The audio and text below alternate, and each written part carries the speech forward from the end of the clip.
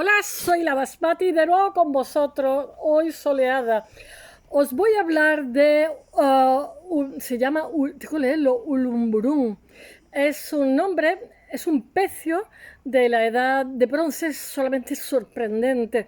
Mirad, un recogedor de esponjas, un pescador de esponjas, subió y dijo que había visto como unas galletas con orejas. Claro, oyes eso y piensas que a este hombre le ha faltado oxígeno porque estaba a 50 metros, pero cuando lo oyó un arqueólogo acuático supo que este hombre estaba diciendo la verdad. O sea, un barquito con una vela que fue descubierto, tengo que leerlo, Ulumburún, que significa Cabo Grande, y se le ha puesto el nombre así al barco, pero el barco no sabemos cómo se llamaba.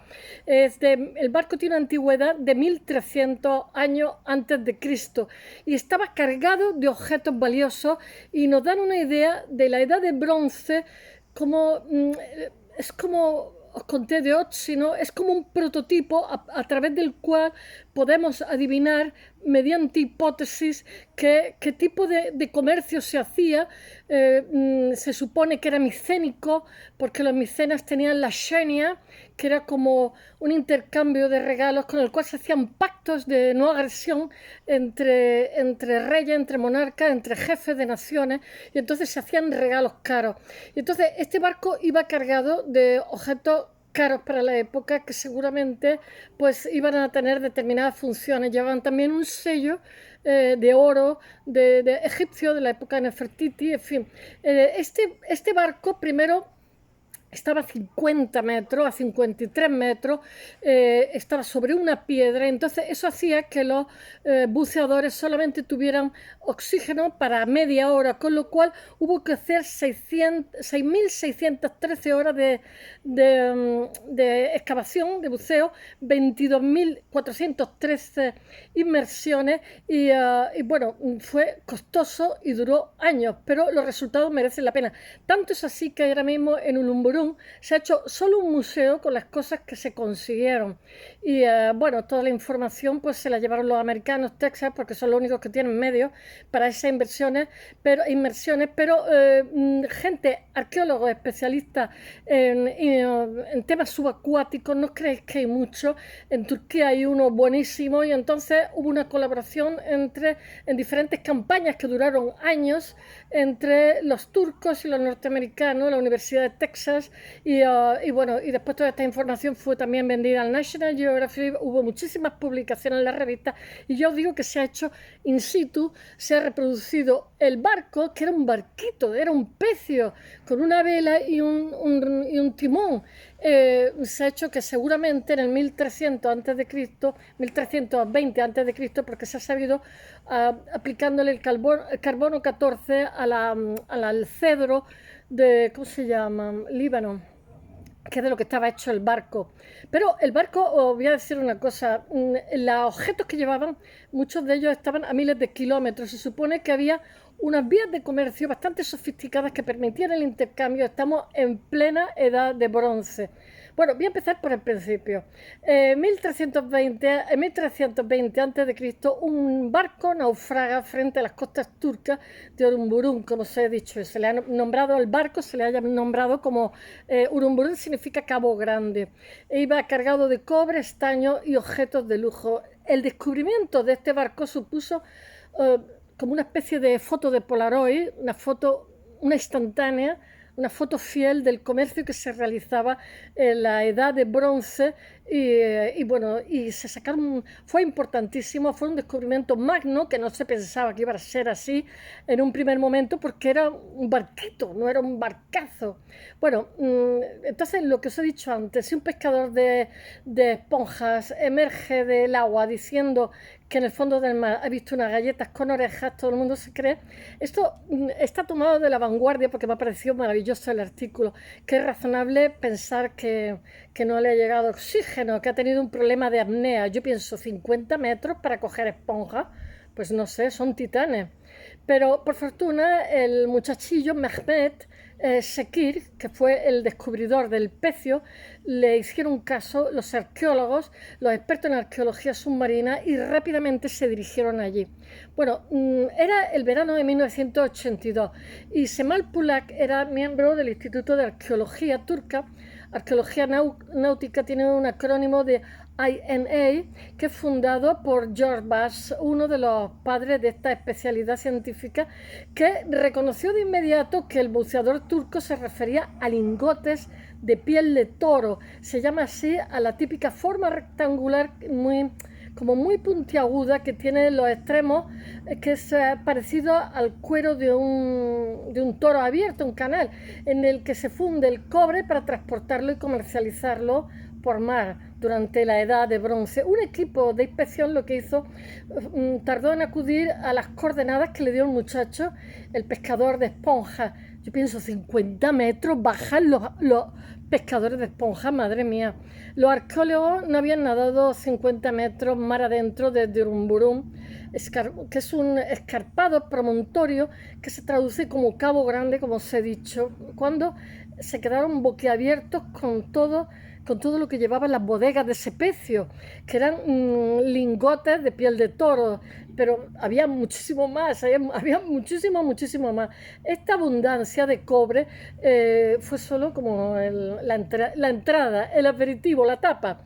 El pecio esperaba desde hacía pues 3.300 años, o 3.200, sí, 3.200 años, al final de este rastro verdoso de metal que deja el cobre y que ha proporcionado, en palabras de este instituto náutico, un vistazo único de la edad de bronce y su cultura. Es que Turquía tiene una zona increíble, entre Oriente y Occidente, Asia Menor, etcétera. Anatolia, siempre estoy hablando de Turquía. Bueno, nos dio como una foto, una instantánea de lo que era la época, el comercio de la época. Bueno, las culturas, los materiales, los aspectos de construcción, el intercambio económico, el transporte, etcétera, etcétera.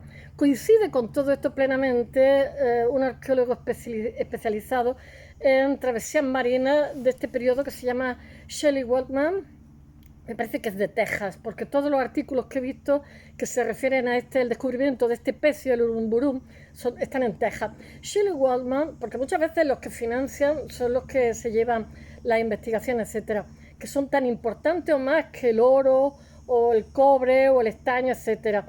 Shelley Waldman dice: pocas o ninguna excavaciones de la edad de bronce en los últimos 50 años han sido tan importantes como el naufragio del Urumburum, pues este aporta la clave más significativa para entender la navegación en este instante congelado en la prehistoria antigua. ¡Qué bonito! Bueno, como hundimiento, este pecio lo que pasa es que reúne objetos muy diversos, pero además objetos diversos con una variedad asombrosa, sobre todo para una era tan antigua. Estamos a 3.000 y pico años, 3.300 años, el Urumburum, y representa, eso es como una especie de foto panorámica, la época de aquellos tiempos remotos. La perspectiva, y además estaba todo intacto, perfectamente bien conservado, había barras de vidrio también. Y bueno, tuvieron que tardaron años en conseguir todo porque estaba a 52 metros, no es tarea fácil.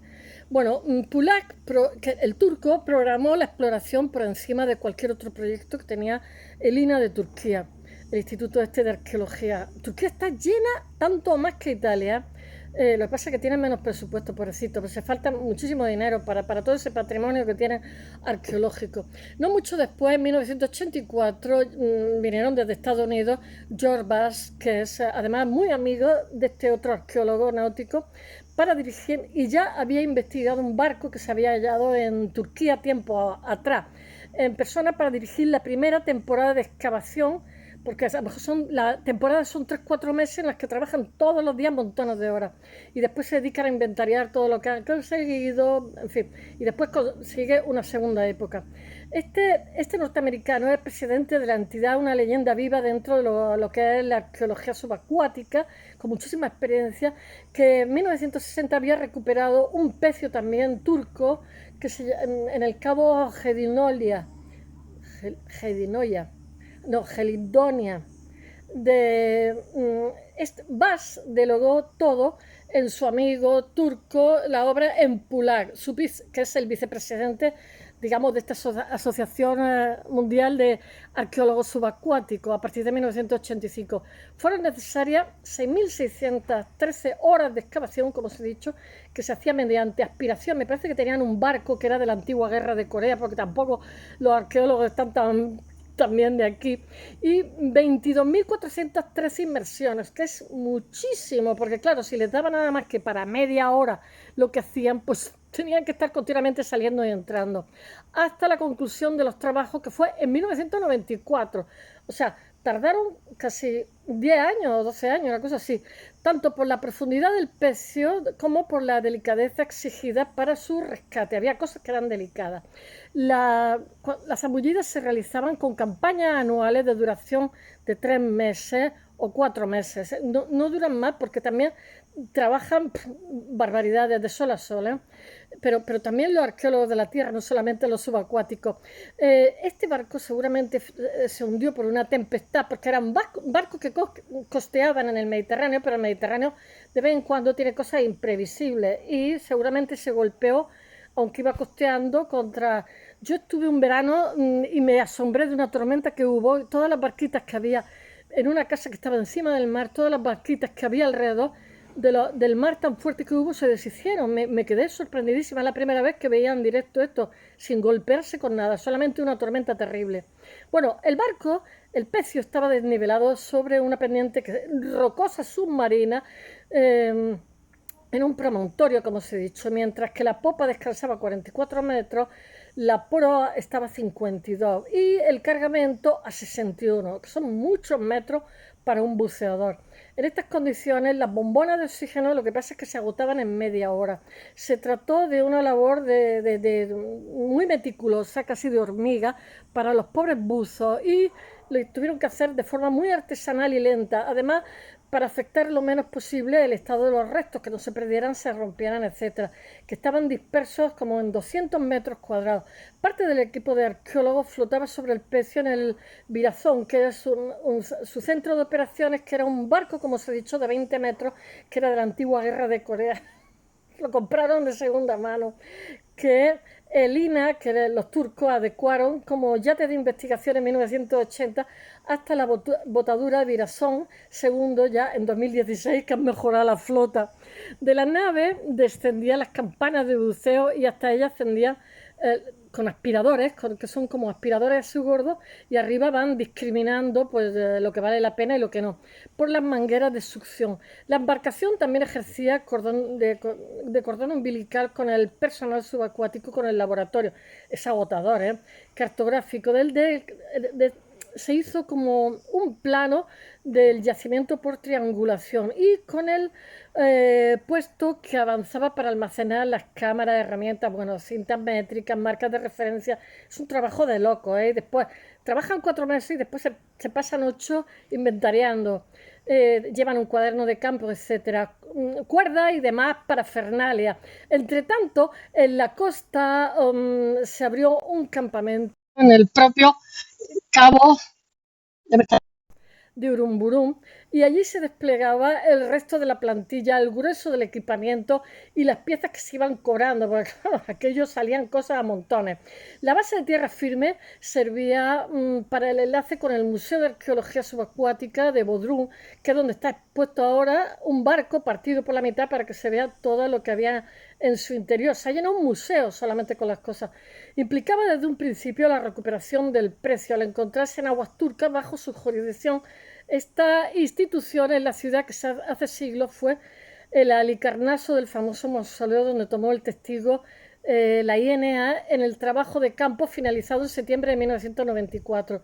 La nueva etapa, es que 12 años ya les vale, llega hasta el presente, que han seguido prosperando y han seguido encontrando cosas, pero nunca tan importantes como este hallazgo. Se ha caracterizado por un análisis meticuloso de campo, de las reliquias, su conservación y su exposición. Son muy buenos los turcos en su disciplina. Fueron ayudados con los norteamericanos. En eso último destaca la reproducción a escala de la bodega del carguero, que la ha puesto en el blog, exhibida de forma permanente en el museo desde el año 2000. Están muy orgullosos los de Bodrum. En el ciclo actual han tenido lugar intensos avances en el conocimiento de la navegación durante la Edad de Bronce y de las conexiones que había entre las diferentes zonas, que le ha sorprendido a todos y que posibilitaba entre civilizaciones los intercambios. Una investigación determinó en 2022, hace poco, una procedencia sorprendente de los lingotes de estaño de este barco. Se encontraron a bordo en la proporción exacta de 10:1 para aliarse con los ¿cómo se llama?, embarcados de cobre y producir juntos 11 toneladas del todavía novedoso bronce. Bueno, estamos en esa época. 2/3 de dicho estaño, porque todavía no eran capaces de fundir otros metales. Se iba subiendo en la escala hasta llegar al hierro, porque el hierro supone 1500 grados, pero todavía no eran capaces de hacer fundiciones que alcanzaran estas temperaturas. 2/3 de dicho estaño se habrían llevado desde los montes Tauro, más o menos, que es donde se esquía en Turquía en estos momentos, son muy altos, a los vecinos puntos de naufragio. Pero sin embargo, una tercera parte llegó de una mina situada más lejos, al oeste de la remota Asia Central. Para ello tuvo que exigir, ya sabéis que Turquía tiene parte en Asia y parte en Europa, está a mitad camino, Asia Menor. Tuvo que existir una compleja red de transporte terrestre, porque eso pesaba, mediante esa región lejana con la costa mediterránea. La costa mediterránea se traficaba mucho, era una ruta comercial muy intensa. Esto en la aún prehistoria de la Edad de Bronce, estamos al final de la prehistoria, pero no es la única sorpresa que se llevaron en el Ulumburun, que se ha estado investigando hasta más tarde a este aspecto. De igual modo, el Instituto turco subacuático contabiliza lingotes de vidrio, colmillos de elefante, cáscaras de huevo de avestruz, cuentas de fayenza, o sea, loza barnizada en el cargamento, o sea, llevaban de todo. Se trataban de materias primas de tierra bastante lejana, dice la institución. El transporte es bueno, muy bueno arqueólogo, porque es un artículo de investigación con conclusiones. El itinerario y la financiación de este flete arcaico tan exótico y variopinto no parece haber sido menos internacionales. El uso del roble y cedro del Líbano para el pecio, para la construcción de la nave, 24 anclas de piedra halladas a bordo, un centenar y medio de pesas diminutas, y por si fuera poco, ramas con espinas para mantener la carga en su sitio. Qué bonito, pobres, sin que se desplazaran. Lo que pasa es que les pilló una tormenta y se hundieron. Son todos indicios de que el barco estaba hecho, se tripulaba y se estibaba, igual que lo del levante mediterráneo, la Faluca, etc. El litoral sirio, palestino, Chipre o Egipto podría haber sido de este modo el puerto de amarre de esta nave, pero de esta nave aventurera de apenas 15 metros, muy pequeñita, una nave primitiva de un comerciante osado, un único mástil y un solo remo, que es el timón lateral de dirección.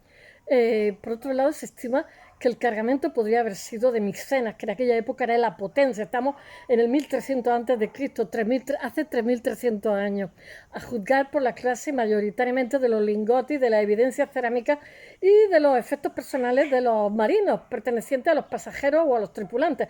No sabemos. Con rumbo fijo hacia un destino al oeste de Chipre, el barco quizás se dirigía a Rodas. Otra hipótesis, todos son hipótesis, porque nos movemos entre 1300 años. Otra hipótesis, pero bastante acertada, es que fuera a Micenas, porque era una grandísima potencia griega que en aquel momento, que también allí excavó Schlinder, que os hablé ayer, y estaba en auge en el 1300 a.C. Claro, ha sido datado y a partir de ahí están buscando los contemporáneos. Bueno, acorde a todo ello y con ítems de lujo, bien pudieron ser regalos para reyes, aristócratas, ricos, mercaderes, etc. O un intercambio, porque eran muchos encargos entre ellos.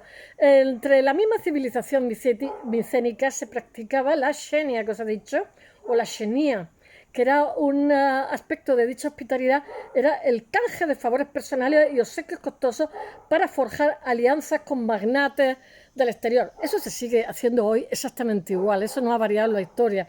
Y se sellaban los acuerdos con regalos caros.